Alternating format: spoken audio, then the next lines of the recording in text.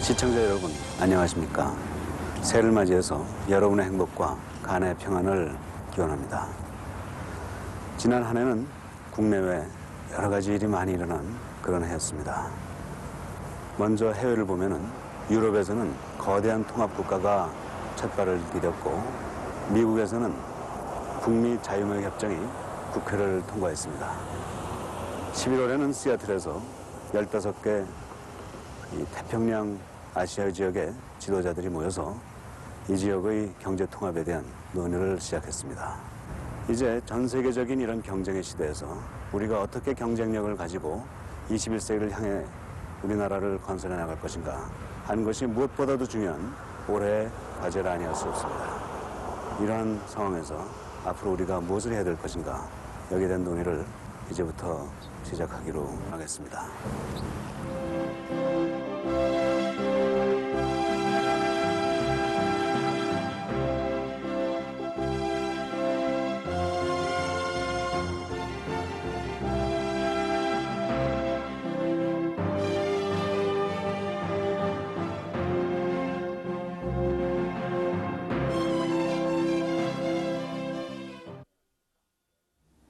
시청자 여러분, 안녕하십니까? 오늘은 세계 석학과의 대화를 통해서 신년을 설계하고 앞으로 다가올 21세기를 준비하는 그런 자리의 제일 마지막 순서입니다. 오늘은 세계 경영학계를 선도하고 계시는 미국의 피터 드라커 교수를 모셨습니다. 드라커 교수는 1909년에 오스트리아에서 태어나셔가지고 런던으로 옮기셨다가 다시 미국에 오셔가지고 현재는 캘리포니아의 클레어몬트 대학에서 경영학을 강의하고 계십니다. 그러나 피터 드라커 교수는 경영학뿐 아니라 사회학, 정치학, 그리고 경제학, 그리고 이 동양 미술에까지 이 폭넓은 그 학문적 이해와 또 미래를 향한 그런 안목을 가지시고 경영학뿐만 아니라 세계의 모든 그런 사람들에게 이 앞으로 다가올 미래에 대해서 이 탁견을 제시해주고 계십니다. 특히 지난해에는 이 포스트 캐피탈리스트 소사이어티, 자본주의 이후의 사회라는 책을 저술하셔가지고 현재 그 우리의 사회가 이 자본주의 사회로부터 지식사회, 즉 사람이 가진 이 지식의 중요성을 그런 일깨우는 그런 미래를 제시하고 계신 우리의 그 사표가 되는 그런 학자라고 말씀드릴 수 있겠습니다. 교수님 만나서 반갑습니다. 네, 저도 만나뵈 반갑습니다. 좋은 대화가 됐으면 합니다. 감사합니다. 자본주의 이후의 사회라는 책을 쓰셔서 미국에서 큰 호평을 받은 걸로 알고 있는데요. 한국에서도 반응이 좋아서 참 기쁩니다. 네, 정말 한국어판으로 번역된 교수님의 책이 베스트셀러가 됐습니다. 네, 고맙습니다. 많이 팔린 만큼 도움이 됐으면 좋겠습니다. 그 책을 보니까 골자가 이렇더군요.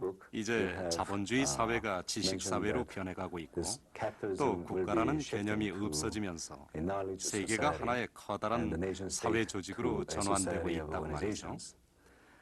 이건 뭘 뜻하는 건지 먼저 말씀을 들었으면 합니다. Very shortly.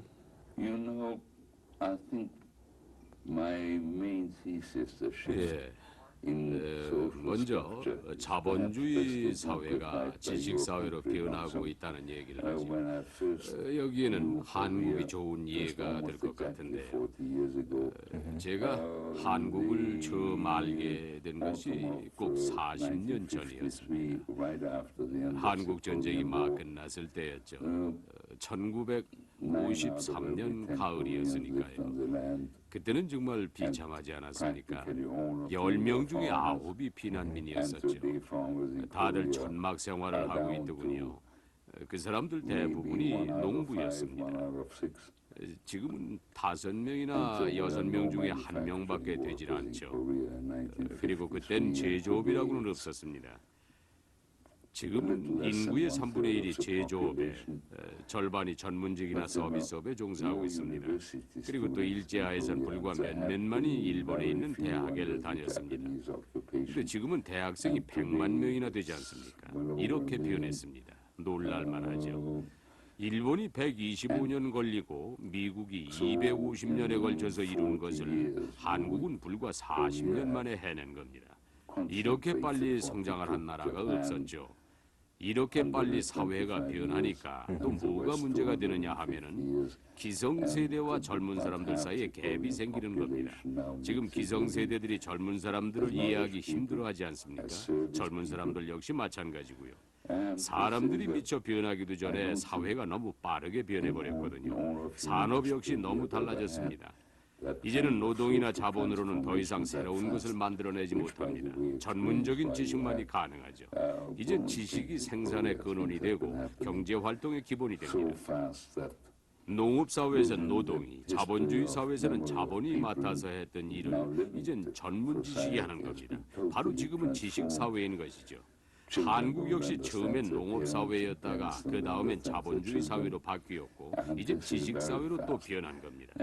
이번엔 국가라는 개념이 없어지고 세계가 하나의 거대한 사회 조직으로 전환되고 있다는 얘기를 해야죠. 한마디로 국가가 없어지고 있다는 말입니다. 그렇다면 무엇이 국가를 해체시키고 있는 걸까요?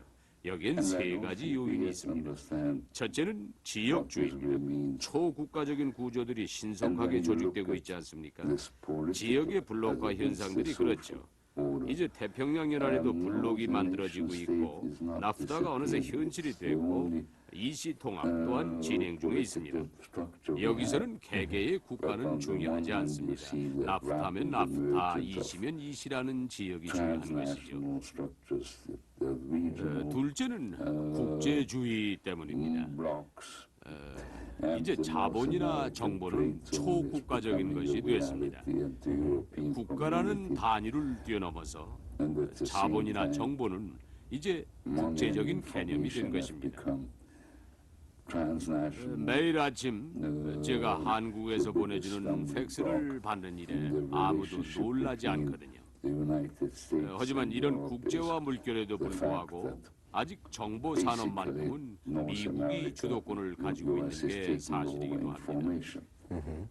이렇게 어느 나라가 주도권을 갖고 있다는 것은 국제화되는 데에 장애가 되죠. 그래서 아마도 이 정보 산업에 있어서만큼은 미국과 이시가 예리하게 부딪힐 것이라고 보입니다.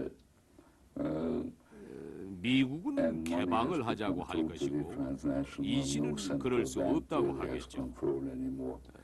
어쨌든 정보와 자본은 이제 국가라는 단위를 뛰어넘어서 국제적인 개념이 돼가고 있는 겁니다. 세 번째 요인은 민족주의입니다. 민족주의로 돌아가려는 경향이 보이고 있지 않습니까?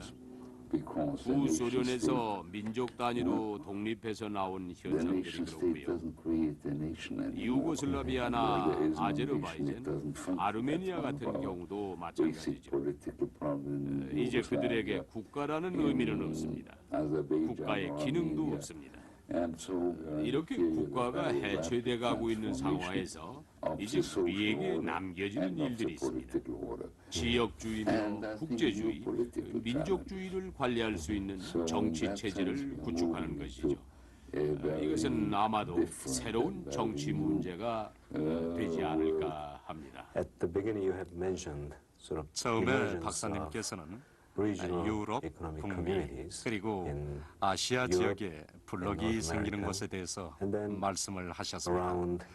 이 블록들이 제각기 결속력을 갖게 되는 경우에 유럽에서 그리고 북미에서 아시아에서 커다란 경제력이 나오게 될 텐데요.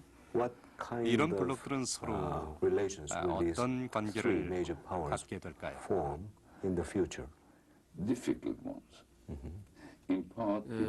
참 어려운 관계가 될 것입니다. 아직은 이 블록이라는 것이 새롭지 않습니까? 어떤 구체적인 모습으로 나타나서 누구에게라도 영향을 미치고 있지는 않지요. 그래서 아직은 이런 블록화가 어떤 의미를 지니는지 단정을 내리지는 못하는 단계이기도 합니다. 하지만 이것만은 확실할 것입니다. 한 번도 우리가 겪어보지 못했던 두 개의 거대한 자유무역지대가 탄생해서는 다른 국가들한테 보호주의 정책을 쓰게 된다는 건 말입니다. 그 지역 안에서야 무역을 활성화시킬지 몰라도 결국 경제 블록은 보호주의를 쓰지 않을 수 없을 것입니다. 그럴 수밖에 없겠죠. 그렇게 되면 아마도 다들 이런 블록들을 만드느라고 열을 올릴 거고요. 현재 이 시를 보면은 유럽의 실업률이 15%나 되고 구소련에서 분리돼서 나온 국가들의 실업률은 40%나 됩니다. 그리고 이곳의 산업들은 전혀 경쟁력이 없는 상태입니다. 아예 경제하는 것을 모르고 살았으니까요. 이런 문제를 이 시는 해결해야 합니다. 경쟁력이 하나도 없는 이 나라의 산업들을 그냥 놔두지는 못하죠. 어찌됐든 보호하려고 할 겁니다. 얼마 전에 미 의회를 통과한 나프타 역시 앞으로 그렇게 보호주의를 펼 것이라고 누가 지금 생각이나 하겠습니까? 나프타는 분명히 자기네 혜택을 적극적으로 추구할 텐데도 말이죠. 이들 시장에 진출하려면 제품의 72.5%가 이곳의 부품이어야 하고 또 원산지가 북미라고 하는 증명이 있어야 합니다. 그러니 멕시코의 무역 장벽은 낮아질지 몰라도 미국은 그렇지 않을 것입니다. 당연히 미국으로 직접 들어오던 상품이 줄어들겠죠. 유럽 이시도 마찬가지일 것입니다. 결국 경제 블록화는 블록 안에서는 자유무역이지만 다른 지역에 대해서는 보호주의라는 겁니다. 그리고 아시아의 자유무역지대에 대해서 얘기를 하셨죠. 아직은 어렵다고 생각합니다. 구역이 너무 크고 너무 다양하죠. 앞으로 한 10년 동안은 지켜봐야 할 것 같습니다. 이 지역의 경제 정치가 어떻게 발전하는지를 말이죠. 특히 중국을 주시해 볼 필요가 있습니다. 중국이 10년 후에 세계적인 경제 대국이 될 것인가 아니면은 정치적인 격변을 겪을 것인가 하는 이런 문제들이 아시아를 바꿔놓을 것입니다. 이제 몇 년 후면은 중국의 후계자 문제가 공개적으로 논의될 텐데요. 평화롭게 정권이 교체될 것인지 아닌지에 따라서 아시아는 달라질 것입니다. 중국은 벌써 문제를 안고 있는 것 같습니다. 가장 빨리 경제가 성장하고 있다고 하는 연안지대가 붕괴되고 있죠. 인플레는 너무나 지독해서 중국 돈이 사용되지 못하고 있을 정도로 아예 사용을 중단하고 홍콩 달러를 쓰고 있거든요. 샹하이에서는 미국 달러를 사용하고 있고요. 일반 국민들만 중국 돈을 쓰지 모든 비즈니스는 남쪽이나 북쪽이나 모두 홍콩 달러로 이루어지고 있습니다. 자, 그렇다면 이렇게 경제적으로 혼란을 겪고 있는 중국하고 일본이 과연 융합을 하려고 할까요? 연안 지역만 해도 이시나 북미 블록보다 인구가 더 많은 중국 역시 의견이 많은 것입니다. 그렇기 때문에 앞으로 동아시아에서는 몇 개의 블록이 동시에 생겨날 가능성이 크다고 봅니다. 그리고 일부분은 태평양을 중심으로 해서 블록을 만들겠고요. 동아시아 지역은 사실 너무 다양하고 서로 생각이 다른 국가들이 많은 만큼 거대한 단일 블록을 만들기에는 시간이 걸릴 것으로 보입니다. 아니면 거의 불가능할지도 모르겠고요. 마찬가지로 한국도 그렇습니다. 일본하고 쉽게 손을 잡을 수 있겠습니까? 손을 잡고서는 일본은행에게 한국 시장을 개방하겠느냐는 말입니다. 힘든 얘기죠. 더구나 능률이 4배나 더 되는 미국 은행을 제쳐두고요. 또 통신 시장인들 개방하겠습니까? 통신 장비, 케이블 TV, 이동통신 분야를 말입니다. 아직은 그러지 못할 것입니다. 어차피 아직은 어렵습니다. 지금은 세계 경제가 재정리되는 초기 단계니까요. 하지만 한국이 취해야 할 태도는 확실합니다.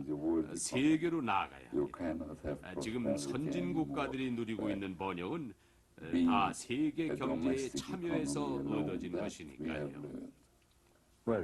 한국이 다른 나라들하고 좋은 관계를 맺어야 한다는 것, 그리고 세계로 나가야 한다는 건 아주 중요한 얘기입니다. 그런데 우리가 다른 나라하고 경제 관계를 가지려면 먼저 경쟁력을 갖추어야 한다고 생각합니다. 바로 국가 경쟁력을 말하는데요. 이 국가 경쟁력이라는 것을 박사님은 어떻게 생각하시는지요? You know, Ramsung, I'm always a little reluctant to use 국가들은 다들 경쟁을 하고 있습니다. 그런데 그게 정말 국가가 경쟁하는 걸까요? in many ways 만약에 현대 자동차가 미국에서 일본의 토요타하고 경쟁을 한다고 칩시다. 그것이 한국하고 일본이 경쟁하는 건가요? 그렇지가 않지요. 한국하고 일본이 경쟁하는 것이 아니라 현대와 토요타가 경쟁을 하는 거지요. 그러니까 엄밀하게 말하면 국가 경쟁력이라는 말은 있을 수가 없습니다. 지금 국가가 경쟁하는 시대가 아니라 산업과 산업이, 기업과 기업이 세계적으로 경쟁을 하는 시대지요. 그렇다면 국가는 뭘 하는 건가요? 하는 일이 있죠. 산업이나 기업이 세계에 나가서 경쟁할 수 있도록 도와주는 역할을 합니다. 국가는 어떤 산업이나 어떤 회사가 경쟁력을 키울 수 있도록 정책을 펴주고 격려를 해주고 때로는 말리기도 하는 그런 일들을 하는 거죠. 그런 정책 중에서 가장 대표적인 것이 바로 세금 정책입니다. 세금 정책을 어떻게 해주느냐에 따라서 기업이 살기도 하고 흔들리기도 하고 그렇지 않습니까? 미국이 이것 때문에 고충을 겪고 있죠. 소비를 조장하고 투자를 억제하고 있으니까요. 일본이나 스웨덴에 비교할 만한 세금 정책을 찾아야 할 때라고 봅니다. 40년 전만 해도 순수 농업국이었던 스웨덴이 하이테크 나라로 발전한 건 훌륭한 세금 정책 때문이었으니까요. 둘째로 국가는 기업들이 원만한 노사 관계를 유지할 수 있도록 환경을 조성해 줘야 합니다. 오늘날의 이 노사 문제는 임금이 상승되는 것보다 더 중요하죠. 임금 상승은 차라리 그렇게 큰 영향을 미치지 못합니다. 하지만 노사 문제가 한번 일어났다 하면은 이건 정말 치명적일 때가 많지 않습니까? 국가가 바로 이러한 문제를 조정해 줄 줄 알아야 합니다. 그리고 또 국가는 새로운 산업에 투입할 새로운 인적 자원을 지원해야 합니다. 산업 구조가 지금 급속하게 변하고 있지 않습니까? 예전의 산업이 새로운 산업으로, 제조업이 서비스업으로 이동하고 있죠. 이렇게 산업이 이동하는 것처럼 인적 자원 역시 산업을 따라서 이동을 해야 합니다. 국가가 바로 이 일을 해주는 겁니다. 산업이 변하는 속도라든지 상황에 맞춰서 인력을 양성하고 기동성 있게 투입시켜야 합니다. 그 능력에 따라서 그 산업의 경쟁력이 좌우되겠죠. 이런 점에서 미국은 유럽에 비해서 대단한 능력을 갖고 있습니다. 낮은 실업률을 봐도 알 수가 있죠. 유럽과 마찬가지로 일본 역시 지난 10년 동안 이 문제로 골치를 앓고 있고요. 근데 아무래도 일본은 어려워 보입니다. 지난 4, 50년 동안이나 일본은 여러 분야에서 선두를 달렸습니다. 특히 제조업에서 아주 높은 경쟁력을 가지고 있죠. 그런데 지금 서비스업에서는 전혀 그렇지가 못하거든요. 서비스 시장을 절대 개방하지 않는 이유가 이것이죠. 외국 금융회사에게 문호를 개방하자마자 일본 시장은 장악당해버렸습니다. 도쿄의 외환 시장은 완전히 점령당했고 해양 보험 시장 역시 그 위기에 처해 있습니다. 일본의 경영업, 일반 개인 그리고 부유층 인사들의 돈은 지금 일본에 있지는 않습니다. 스위스은행, 미국은행에 가 있죠. 일본의 서비스업이 이렇게 고전을 하게 된 이유가 바로 그것입니다. 제조업 분야의 인력은 차고 넘치고 서비스업을 담당한 인력은 딸리고 그랬답니다. 새로운 산업에 투입될 인력을 준비하고 기동성 있게 이동시키는 일을 국가가 미처 해주지 못한 것이었죠. 자, 지금까지 그 나라의 산업이나 기업이 경쟁력을 갖기 위해서 국가가 해야 할 일들에 대해서 말씀을 드렸습니다. 그리고 세계에 나가서 경쟁력을 하는 것은 국가가 아니라 그 국가의 산업이고 그 국가의 기업인 것입니다. 국가는 단지 그 산업이나 기업이 경쟁력을 키울 수 있도록 도와줄 뿐입니다. 그러니 국가 경쟁력이라는 말은 사실 어폐가 있는 셈입니다. Yes. As you said, 그러니까 we have to look at 경쟁력을 따질 industry 때는 by 국가별로 industry 보는 when 것이 we 아니라 compare competitiveness. 산업 But due 하나하나를 partly to 봐야 the 한다는 appreciation of 말씀인 것 Japanese 같습니다. yen and the accompanying 자, crush 그렇다면은 of our bubble 이제부터는 economy, 산업별로 there's a 얘기를 sign 하기로 that 하겠습니다. Japanese companies are 일본이 losing their 엔고와 competitiveness 거품 경제 vis-à-vis, 후유증으로 인해서 the US companies, 자동차나 especially 전자 in 산업이 automobile 미국 and 시장에서 electronics 경쟁력을 잃고 있다고 합니다. field. Is this trend 그렇다면 that US 이것은 companies are gaining 미국의 its 기업이 their ground 일본의 기업보다 over 경쟁력을 Japanese companies? 가지게 됐다는 There's going to be a 말인데요. real structural 이렇게 improvement 경쟁력을 잃거나 for US companies, 경쟁력을 갖게 되는 or is it 데에는 a sort of incident 어떤 which 요인들이 can 작용을 reverse 하는 건지요? itself easily? Well, it can reverse itself, of course, Danson, but 앞에서도 잠깐 말씀드렸지만은 경쟁력을 키우는 데는 인적 자원을 기동성 있게 투입하는 일이 무엇보다 중요합니다. 이런 점에서 일본은 미국에 비해서 한참 뒤처져 있죠. 미국은 10년에서 15년 전에 이미 산업 재개편에 들어갔었습니다. 산업 재개편에 따른 인력 이동도 탄탄하게 준비를 해왔었고요. 일본은 이제서야 시작하려고 하죠. 더구나 시간이 오래 걸리는 인력 개편은 더욱 늦어지고 있고요. 그러니 사원이 많은 곳은 많아서 문제고 없는 곳은 없어서 문제가 되고 있는 실정입니다. 자동차 산업만 보더라도 화이트 칼라 사원이 너무 많아서 경영 쇄신을 해야 할 정도니까요. 그러니 경쟁력이 떨어질 수밖에 없지요. 그리고 일본이 성공하고 있는 산업이 대체로 제조업 분야라는 것에도 문제가 있습니다.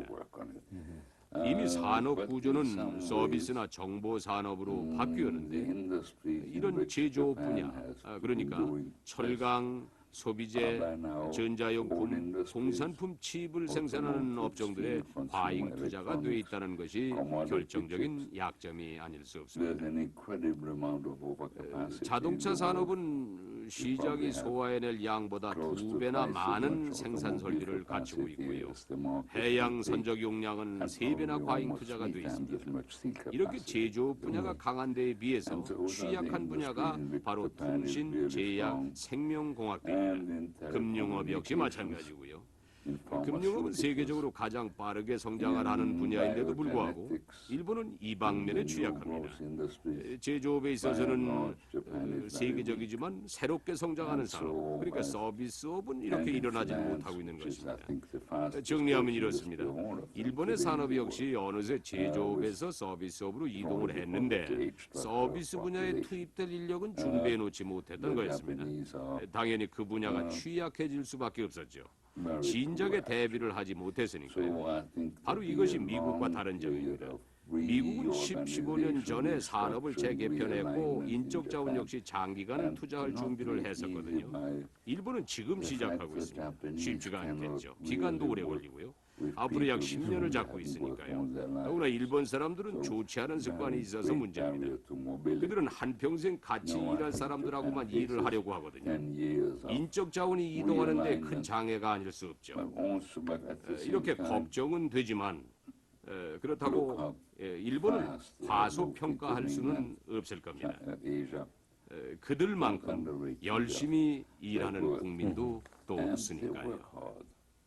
이번에는 한국의 경제에 대해서 말씀을 나눠봤으면 좋겠습니다. 지난해 한국의 경제 성장률은 4%였습니다. 10년 전에 비해서 절반밖에 안 되죠. 이 성장률은 우리나라와 경쟁을 하고 있는 대만이나 홍콩, 싱가포르, 중국에 비해서도 훨씬 낮습니다. 이렇게 경제 성장률이 낮은 이유를 저희는 두 가지로 보고 있습니다.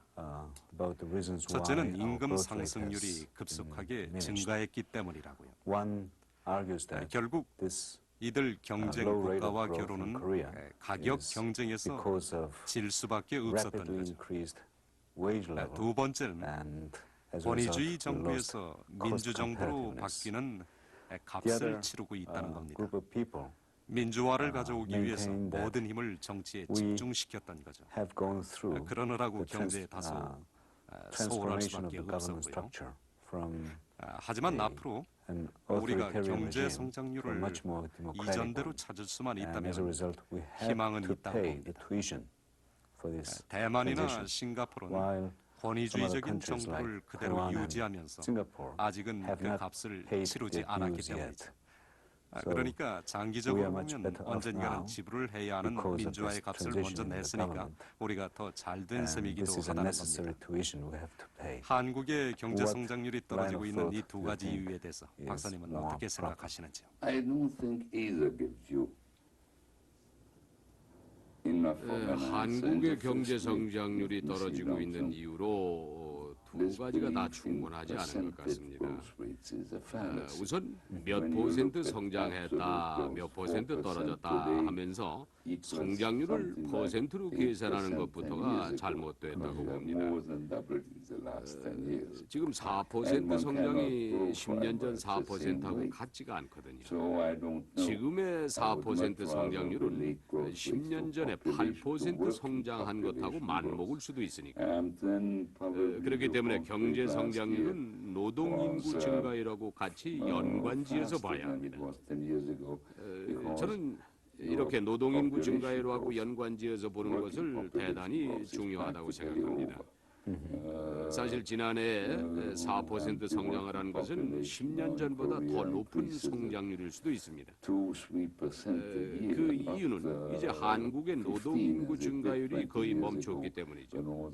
지금 노동 인구 증가율은 연간 2, 3%에 지나지 않지만은 20년 전엔 15%나 됐었죠. 그 당시에는 그렇게 많은 젊은이들이 노동 시장으로 쏟아져 나왔던 겁니다. 그렇게 많은 노동 인구가 시장에 투입이 됐으니 경제 성장 속도가 빠를 수밖에 없었죠. 그리고 어느 나라나 같은 속도로 계속 성장할 수는 없습니다.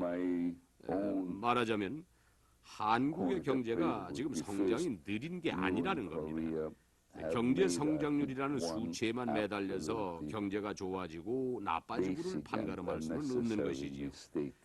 성장이 느리지는 않지만 한국의 경제는 어떤 한계에 와 있다는 지적을 해야 할 것 같습니다. 한국의 경제, 한국의 산업은 이제 변해야 할 때를 맞았다는 말입니다.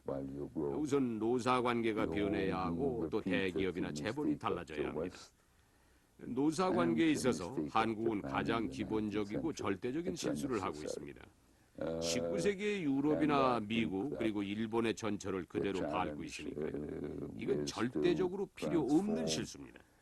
성장 가도를 달릴 시기에 노사 관계가 흔들린다는 것은 거의 치명적이죠. 그런데 한국이 그러지 않았습니까? 서구나 일본의 경험을 보고 훌륭한 해결 방법을 모색했었어야 합니다. 근데 그렇게 하진 못했죠.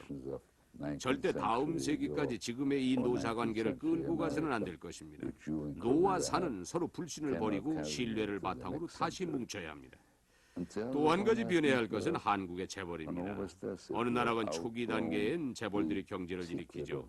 몇몇의 기업가들이 기술과 경영의 노하우를 갖고 하나의 기업을 세웁니다. 정부로부터는 정책적인 지원도 받고요. 그러다가 기업을 확장시키고 마침내는 그룹을 형성하게 되죠. 그 다음에는 어떻게 돼야 합니까? 여기서부터가 문제입니다. 달라져야 하는 것입니다. 무엇이든 그렇지 않습니까? 어느 정도 발전하면 한계에 부딪히게 되고 그 다음엔 변신을 해야 하는 거죠. 기업도 마찬가지입니다. business after the other, 성장할 so that 만큼 성장을 했으면 이젠 각각 15 years 독립해서 is 떨어져 a 나가야 totally 합니다. different industry. 그래서 스스로 기업을 경영하고 And 나름대로의 then the 고유한 economy 제품을 becomes 만들어내고 too great and too complex 그리고 for that. 재정과 소유까지도 독립을 And I 해야 하는 think 것입니다. I've reached the 근데 point where 한국의 기업들은 one 어떻습니까? has to 너무 느리죠. convert, 발빠른 one has to 순발력이 make 없습니다. each of these businesses 예를 들어 볼까요? truly 한국의 independent 공산품 business 칩을 with its 생산하는 own 회사가 하나 management, 있습니다. its own market, 이 분야에 its own 있어서만큼은 product, 리더 its 역할을 own way to 했죠. finance itself. 그런데 Very large 이제는 its own 공산품 칩만을 만들어서는 돈을 벌 수가 If you 없습니다. don't mind my saying so from 누구나 the 다 outside, 이런 칩을 만들 수 있게 your 됐으니까요. Korean industries today are very slow. 이 회사는 진작에 칩 디자인이나 시스템 디자인을 개발했어야 했던 겁니다. Good enough to build up the 인적인 자원이 foundation. 없어서 했을까요? Look, here is 아닙니다. the Jap- Korean 인적 자원은 company 있습니다. that 문제는 이 has 회사에 become the 있었죠. leader in 이제는 commodity. 칩을 만드는 단계에서 칩의 디자인이나 칩의 시스템을 개발하는 단계로 넘어가야 하는 필요성을 깨닫지 Everybody can make 못했던 겁니다. commodity chips. 그저 만들었던 것이나 계속 만들어서 팔면 된다는 식인 거죠. Combination of 내일을 준비하는 안목이 부족한 and you 겁니다. haven't moved into it. It's not that you 한국 don't 기업들의 have to 문제가 바로 이런 것들입니다. But the large they don't work for Korean 지금까지 저는 because you are not 한국의 경제가 해결해야 할 the same as 두 for the 가지 automobile 문제에 industry. 대해서 말씀을 드렸습니다. And I think it's you have to 하나는 face structural 노사 change. 관계였고 And so 또 these two 하나는 things I would 기업이 say are 변해야 the 한다는 challenges. 것이었습니다. 사가 노를 통제하는 관계가 아니라 동반자 관계가 돼야 하죠. Control to partnership.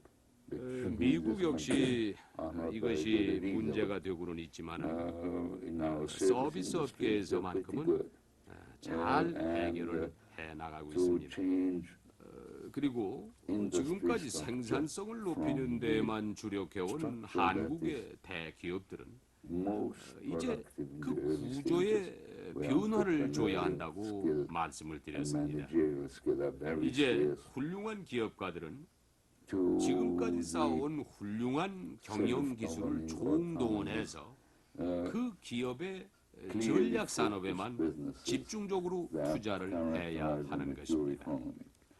재벌, 그렇습니다. which has been 사실 우리가 instrumental 경제를 in 일으키던 developing 초창기에 Korean economy in the 재벌의 past. 역할이 컸던 게 You 사실입니다. were sort of implying 그런데 that 이제 it has 이 reached a 재벌들은 stage where 한계에 it needs to 달했고, be transformed. 그래서 Can you please 변모를 해야 한다고 tell us 말씀을 하셨습니다. how it should be transformed and 그러면 to which direction 도대체 어떻게 it needs to 어떤 be 방향으로 transformed? 변해야 하는 걸까요? Chevron approach is a very 어느 나라든지 다 그렇습니다. 재벌은 그 나라의 경제를 일으키는 데에 기여를 합니다. 국가 역시 경제 발전을 위해서 재벌을 가장 흔하게 사용하고요. 그렇기 때문에 어느 나라든지 보면은 재벌 형태의 기업들이 많이 있습니다. 물론 한국과 같은 성격은 아니겠지만요. 40년 전에 독일이나 미국이 그렇습니다. 독일에서는 큰 상업은행이 대기업 역할을 해왔습니다. 미국은 대부분의 투자은행들이 경제의 주도권을 잡았었고요. 투자자들이 아니라 은행이 말이에요. 브라질에서도 7, 80년 전에 한국의 재벌 같은 대기업이 있었습니다. 일본도 마찬가지였죠. 이제는 이런 대기업들이 달라져야 한다는 겁니다. 근데 어떻게 달라져야 하느냐 이 말씀이시죠. 한마디로 분리가 돼야 합니다. 대기업은 몸집이 너무 크지 않습니까? 시장을 찾는 소비자들의 요구는 날이 갈수록 까다로워지고 다양해지고 있는데 몸집 큰 대기업이 이 요구들을 하나하나 들어주려면 순발력이 딸리겠죠. 전문성도 부족하고요. 각각의 해당 분야별로 분리가 돼야 합니다. 그래서 그 분야에 맞는 그 분야만의 경영을 하고 제품을 개발하고 재정을 관리해야 하는 것입니다. 소기업도 마찬가지죠. 소기업 역시 어느 정도 발전을 하게 되면 한계에 부딪힙니다. 이제는 그 회사를 이끌어온 소유주가 필요 없는 단계에 이르는 것이죠. 그때 비로소 이 회사는 소유주로부터 떨어져 나와야 합니다. 그래서 각각의 분야별로 독립을 해야 하는 것입니다. 좋은 예를 일본의 미쓰비시에서 볼 수 있습니다. 미쓰비시는 대표적인 가족 재벌이었죠. 그런데 지금은 다들 독립해서 나갔습니다. 각각의 독립된 경영진들이 독립적인 데이터를 구축하고 독립 결정권을 가지고 있습니다. 그리고 그들은 서로가 독립된 상태에서 협력 관계를 구축하고 있죠. 이 독립사들은 각각 자신의 성격을 정립하고 각자의 기업 문화, 자신만의 기업 정신을 개발해냅니다. 기업은 이제 창립주의 그늘 아래서 살아남으려 해서는 안 됩니다. 일단 독립을 하고 그리고는 자신의 협력업체와 경영 협력을 하면서 살아가야 합니다. 그리고 이렇게 살아가는 방법을 일찍이 배워야 하고요. 이것이 바로 이 시대가 바라는 기업의 형태인 것입니다. 이제 기업은 더 이상 기업주의 재산이 아닙니다. 기업을 소유한다는 것 자체가 이미 그 기업의 마이너스 요인이 되니까요. 협력 회사들끼리 주인이 같다는 사실은 그 기업 모두에게 아무런 도움이 되질 않습니다. 오히려 그 반대일 것입니다. 미국의 코닝 글래스 역시 이런 점에서 성공한 경우입니다. 코닝 글래스도 처음엔 가족이 경영하는 기업이었죠. 하지만 지금은 1000여 개 이상 되는 협력업체로 분리되어 있습니다. 일본의 도시바사도 그렇고요. 도시바 역시 이 그룹에서 분리되어 나온 업체들하고 협력 관계를 맺고 있습니다. 그런데 이 토요코나 소니는 그렇게 하지 못했습니다. 이들 역시 10년 전부터 일본 내수 시장이나 해외에서 많은 돈을 벌어 성공한 대기업입니다. 이제는 오사카 등지에서 고전을 면치 못하고 있죠. 그래서 그들은 뉴욕에 와서 재정을 메꾸어가느라 안간힘을 쓰고 있습니다. 이 토요코나 소니가 이렇게 된 데에는 경영에 문제가 있었던 겁니다. 유연성을 갖지 못했죠. 대기업일수록 경영진이 여러 단계로 있지 않습니까? 결정 한 가지를 하는데 5년이 걸립니다. 그렇다고 결정권을 가진 사람이 기업을 이해하고 있을까요? 그들은 사실 이해를 못합니다. 그래서 기업이 어떤 일정한 단계에 도달을 하면 경영진은 비즈니스를 직접 해야 합니다. 말하자면 기업을 이해하기 위해서 발로 뛰는 노력을 해야 한다는 겁니다. 시장 속으로 들어가야 하죠.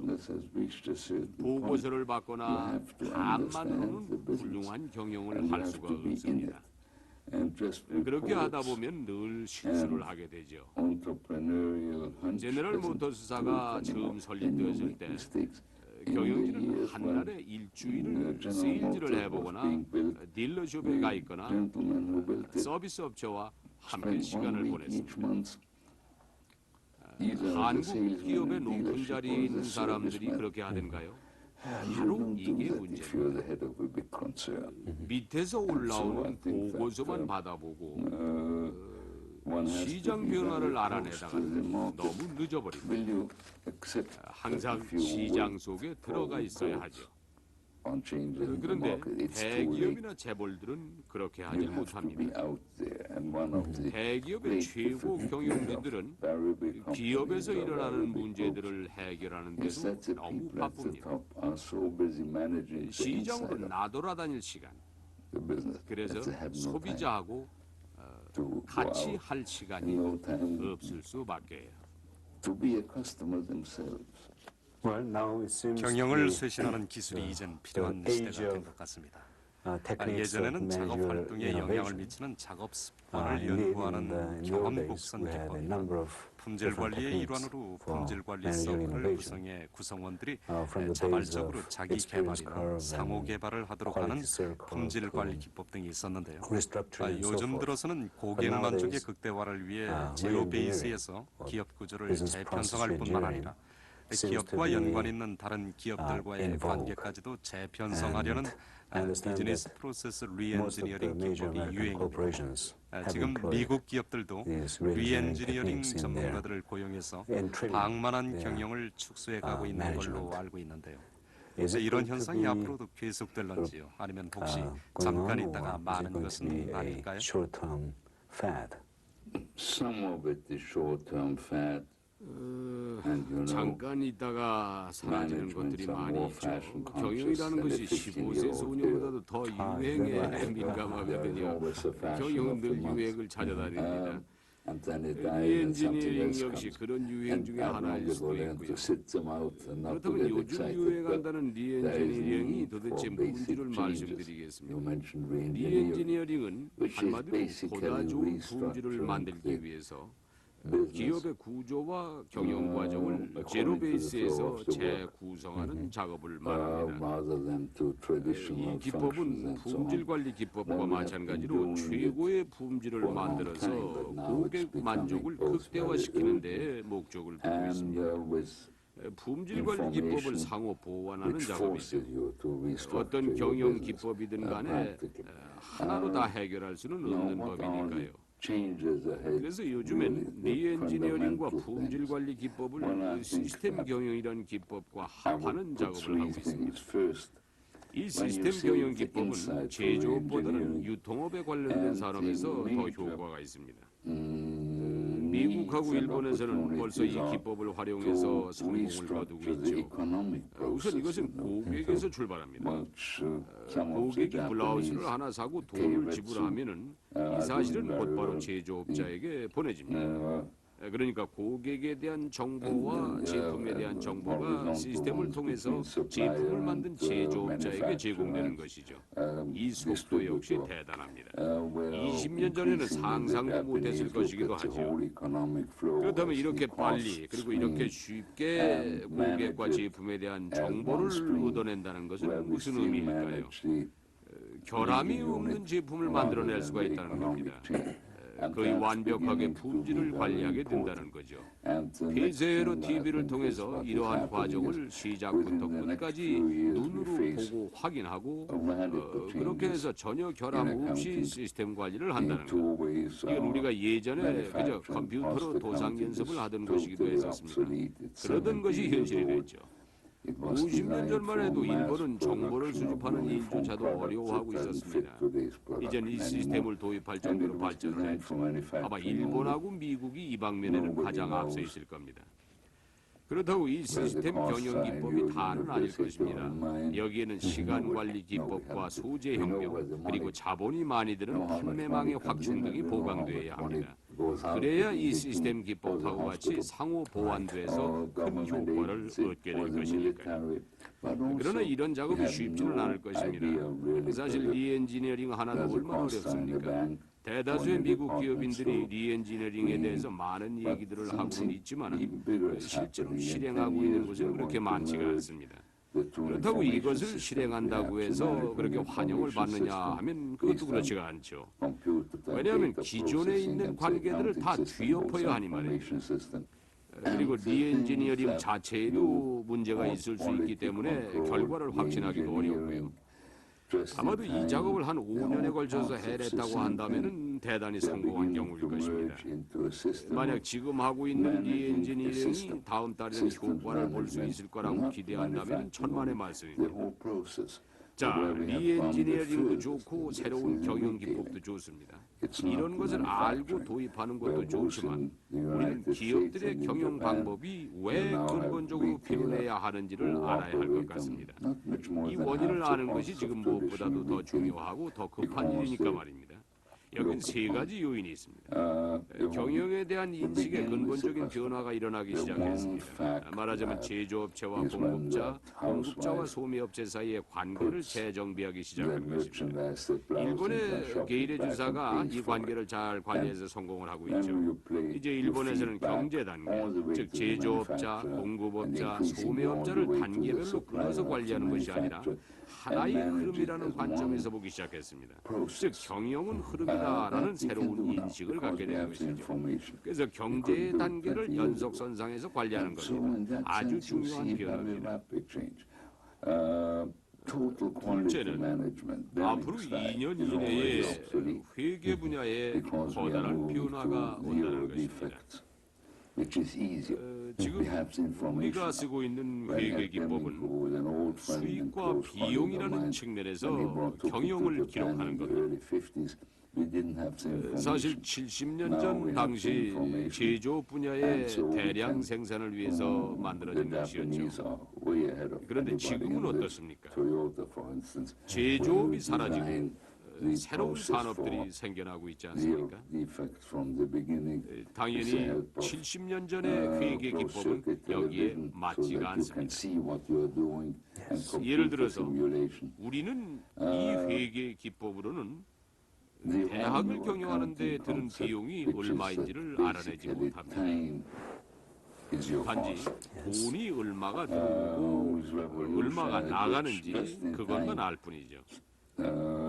이제 새로운 회계 기법은 2년 이내에 나타나게 될 것이고 이에 맞춰서 경영하는 방법 역시 달라져야 할 것이 분명합니다. 그리고 이것보다 더 큰 변화가 예상됩니다. 경영 정보를 습득하는 데는 두 가지 정보 시스템이 있지요. 컴퓨터를 통해 경영 자료를 처리해서 경영 정보를 얻는 방법이 있고 또 그리고 회계를 통해서 하는 방법이 있습니다. 바로 이 두 가지 정보 처리 시스템이 10년 이내에 합쳐진다는 말입니다. 우리는 지금 이렇게 중요한 세 가지 변화를 앞두고 있습니다. 오늘날의 우수한 경영 기법들은 아마도 다들 이러한 변화에 염두를 두고 만들어질 것이겠죠. 이러한 변화에 대처하기 위한 방법이겠고요. 우리는 새로운 경영 기법들이 나올 때마다 그것이 어떤 것인지를 아는 것보다는 경영 기법을 만들게 된 이러한 이유들에 더 근본적인 관심이 가야 한다고 생각을 합니다. 네, 그렇습니다. 그런데 요새 한참 시간 관리 기법이 이야기되고 있는데요. 시간을 기본으로 해서 경영을 쇄신하려는 움직임이죠. 한국에서도 상당히 호응을 얻고 있습니다. 박사님께서 이 시간 개념을 맨 먼저 주장하신 걸로 알고 있는데요. 아니죠. 이 아이디어를 만들어낸 사람 중국이에요. 중국이네요. 예, 저는 그것을 공식화했을 겁니다. 이 개념은 물건을 만드는 데 드는 비용은 시간하고 비례를 한다는 데에서 시작이 되었습니다. 요즘 보면은 신제품의 주기가 무척 짧아지지 않았습니까? 예전에는 시장에 나와 있는 제품들의 주기가 보통 20-30년 정도였죠. 근데 이제는 아주 빨리 바뀝니다. 먼저 내놓은 물건이 팔리기도 전에 사람들은 더 좋은 것, 더 새로운 것을 찾을 정도니까 말입니다. 시장에 신제품을 내놓는 주기가 절대 길어서는 안 되는 거죠. 겨우 몇 개월 안에 또 새로운 무엇을 내놔야 하는 겁니다. 그러니 제품을 만드는 데 드는 비용을 계산할 때 시간을 감안하지 않을 수가 없습니다. 제품 개발을 얼마나 빨리 하느냐에 따라서 이익이 좌우됩니다. 신제품의 주기가 이렇게 짧아진 건 물건을 찾는 소비자들이 그만큼 까다로워졌기 때문이겠죠. 그리고 정보가 그 정도로 빨라졌기 때문이기도 합니다. 예를 들어서 예전에는 독일에서 어떤 제품이 히트를 쳤다 하면은 미국에서는 3년 후에, 일본에서는 5년 후에 유행을 했었습니다. 그런데 지금은 어떻습니까? 전혀 시간이 걸리지 않습니다. 이제 모든 것이 시간과의 싸움이고 시간이 바로 돈인 것입니다. Nowadays, in 요즘 Japan, 일본을 보면은 they're talking about 기업의 vision. 비전에 대해서 Around 1988 이야기를 하고 있는 and 것 on, 같습니다. There are a 최고 number of 경영자들은 companies in which 저마다 비전을 top 구상해서는 management 정책적인 started to 슬로건으로 establish 삼고 visions 있습니다. and lead their 새로운 corporations 노력이죠. into sort of uncertain world 이렇게 with this 일본의 기업들이 vision as its weapon. 비전을 내세우는 It's 것이 a new trend, and is it 미국을 simply 단순히 모방하는 because 건지 they are trying to 아니면은 follow or 자신들의 imitate 자신감을 American 나름대로 examples, 나타내고 or 있는 것인지 is it a sort of 박사님은 manifestation 어떻게 보고 of 계신지 their confidence in themselves? Actually, the concern with what you call vision began 1950년대 in 저는 Japan, 일본을 the 처음 1950s. 방문했었습니다. Because of my first trip 그때 back, 제가 I 아무리 believed in it. 비전에 대해서 And the 자문을 few 해줘도 people 별로 제 말을 then 귀담아 they 듣지를 felt they 않더군요. didn't have to. We have all worked 그들은 together 서로 so 너무 long. 오랫동안 같이 We know 일을 what 해왔기 we're trying to 때문에 do. 자기네가 원하는 바를 다 알고 있다는 태도였습니다. 이게 일본 기업이었죠. Very important. 사원들 모두가 그 기업과 함께 성장을 해온 거예요. 다른 회사나 밖에서 중간에 채용되어 들어오는 사람이 없습니다. That has changed. 그리고 아무도 한 번 몸담은 기업을 떠나지 않습니다. 그런데 이런 일본의 기업이 변하기 시작한 것입니다. 미국도 변하고 있고요. 제가 제네럴 일렉트릭 회사를 알게 됐을 때가 1950년이었습니다. 이 회사의 사원들은 군대를 졸업한 후에 입사를 해서는 65세 정년 퇴직할 때까지 여기서 일을 합니다. 아무도 다른 회사로 떠나지 않았습니다. 근데 요즘은 그렇지 않습니다. 얼마 전에 제네럴 일렉트릭 경영회의에 참석한 적이 있었는데 최고 경영진 18명 중에서 2명만 제네럴 일렉트릭 출신이더군요. 16명의 새로운 경영진들은 외부에서 들어온 사람들입니다. 게다가 의료 전자 분야를 담당하는 그룹까지도 생겼고요. 30년 전만 해도 이런 분야가 없었지요. 그들은 전자공학이나 컴퓨터를 전공한 사람들입니다. 이런 학문 역시 새로 생긴 거죠. 그러니까 시대가 바뀌면서 새로운 분야가 생기고 새로운 인적 자원이 필요하게 된 겁니다. 인력이 이동해야 했죠. 이젠 한 곳에서 평생을 일하는 시대가 아닌 겁니다. 이런 현상이 일본에서 본격적으로 일어나고 있다는 얘기입니다. 일본의 한 자동차 대기업이 갑자기 금속학을 알아야 된다는 사실을 깨달았던 거죠. 신소재를 연구해야 하니까요. 전에는 철강 산업에 종사하는 사람만 있으면 됐지만 이제는 합성물, 합성소재, 플라스틱, 광섬유, 세라믹 등 온갖 다양한 신소재를 연구하는 사람이 있어야 합니다. 그런데 아무도 이 분야를 아는 사람이 없지 않습니까? 그래서 그들은 일본의 유수한 세라믹 기업에서 중견 엔지니어들을 데려오게 됩니다. 이 사람들은 전혀 다른 곳으로 터를 옮기게 되는 거죠. 이제는 평생을 한 회사에서 지낸다는 의식이 사라지고 있다는 것입니다. 그러니 어떻습니까? 그들에겐 결속력이라든지 동질감 이런 것들이 필요하게 될 수밖에요. 그래서 비전이 필요해진 것입니다. 이젠 공동의 비전 아래에서 뭉쳐야 하지 않겠습니까? 그럴 때 사명감이 생기고 자기 역할이 분명해지는 거죠. 비전 역시 기업의 구조가 바뀌면서 사람이 이동하게 되어 나타난 현상이 아닐 수 없습니다. Thank you very much, Peter, for your 이제 fine 마지막으로 words and advice 한국 기업이 to Korean 어떻게 economy. 경영을 해야 Now we are in the first week 다가오는 of the new 21세기에 year. 살아남을 수 Would 있을지 you please 한 make 말씀 some remarks to our 해주시겠습니까? Korean management? I think this is a time when all 경영인은 managers 바깥 세상을 알아야 will 합니다. have to learn to be 소비자들하고 같이 outside the 지내봐야 business 하죠.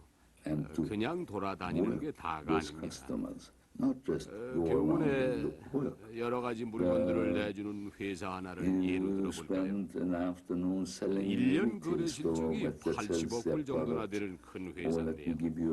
이 회사 경영진들은 세일즈맨들이 1년에 2번씩 2주일 동안 휴가를 떠나면 그 빈 자리를 대신해서 근무를 합니다. 병원을 돌면서 그곳의 경영진들을 만나고 또는 물건을 직접 쓰고 있는 담당 의사들을 만나서 얘기를 나눕니다. 그러면서 실제 시장에서는 어떤 일들이 벌어지고 있는지를 알아보는 거죠. 그들이 돌아와서 보고서를 작성할 때쯤이면 새로운 시장 경향에 대해서 이미 파악을 하고 있게 되죠. 이 회사가 그렇게 성장하게 된 이유가 바로 여기에 있습니다. 현장을 뛰어보고 현장을 배워야 합니다. 세일즈맨들이 뛰듯이 경영인도 뛰어야 합니다. 한국의 경영인들은 이걸 알아야 할 것입니다.